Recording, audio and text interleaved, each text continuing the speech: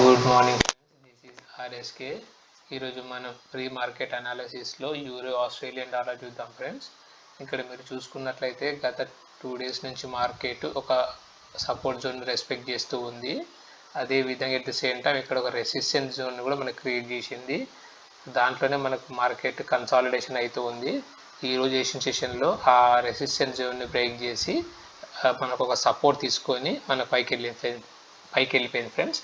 So ఈరోజు ఈ పేరులో నా అనాలిసిస్ ఏంటంటే మార్కెట్ మళ్ళీ ఇదే ఏరియాకి వచ్చింది.